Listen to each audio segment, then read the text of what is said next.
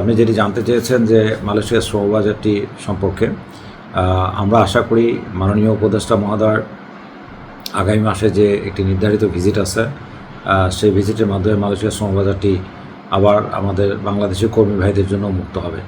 আমরা আশা করি, দৃঢ় বিশ্বাস করি মালয়েশিয়া আরও যে সোর্স কান্ট্রি আছে 13টি বা 14টি, আমরা আশা করি বাংলাদেশেও একইভাবে একই প্রক্রিয়ায় বাংলাদেশ থেকে কর্মী নিয়োগ করা হবে। বিগত 2টি টার্মে আমরা দেখেছি এটি সীমিত সংখ্যক লাইসেন্সের মাধ্যমে এই ব্যবস্থাপনাটি ছিল। সেখানে আমরা এই সেক্টরের পক্ষ থেকে মাননীয় উপদেষ্টা মহোদয়ের কাছে আবেদন জানাবো যাতে এবার সকল বৈধ রিক্রুটিং এজেন্সির জন্য সেটি খোলা থাকে এবং সেখানে এমপ্লয়ারদেরকে, আগে যে সিস্টেমে যেটি ছিল না, যে এমপ্লয়াররা সরাসরি রিক্রুটিং এজেন্সিকে নির্বাচন করতে পারতেন। রিক্রুটিং এজেন্সি বলতে আমি বাইরা মেম্বার বা বাংলাদেশ রিক্রুটিং এজেন্সিকে বলি আমরা। সেখানে এইবার যেন সরাসরি এমপ্লয়াররা যেন তার পছন্দ মাফিক রিক্রুটিং এজেন্সিকে সরাসরি নির্বাচিত করতে পারে।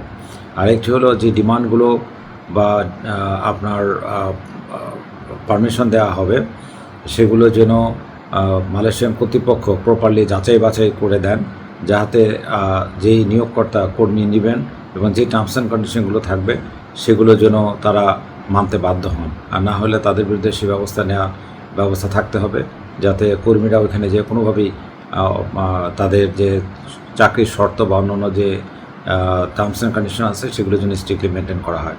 রিগার্ডিং মাইগ্রেশন কস্ট, এই ব্যাপারটা আমাদের অত্যন্ত সজাগ থাকতে হবে, যাতে কোনো অবস্থাতেই এই মাইগ্রেশন কস্টটি না বাড়ে। মিনিমাম খরচে যেন আমরা অন্যান্য দেশের মতো কর্মী পাঠাতে পারি। সেখানে 2টি পার্ট আছে, একটি বাংলাদেশের খরচের ব্যাপার আর একটি মালয়েশিয়া এন্ডে। সেখানে মালয়েশিয়ান এন্ডে যে খরচটি আছে সেটি নিয়ম অনুযায়ী নিয়োগকর্তা বহন করার কথা। সেই ব্যাপারটি নিশ্চিত করতে হবে যাতে ওইখানকার খরচটি নিয়োগকর্তা বহন করেন এবং সেটার কী পদ্ধতিতে করবে সেটি নিশ্চিত করতে হবে। মেডিকেল সিস্টেমটি আমরা বলতে চাচ্ছি যে এখানে যে বর্তমানে গত 2 বছর যে টার্মে যে মেডিকেল সিস্টেমটা চালু ছিল, এখানে একটি প্রি মেডিকেল হতো, আবার ওইখানে যাওয়ার পরে 3 মাসের মধ্যে আরেকটি মেডিকেল না হওয়া পর্যন্ত আপনার ওইখানে ওয়ার্ক পারমিট বা ওইখানকার তাদের রেসিডেন্ট পারমিটটি হতো না।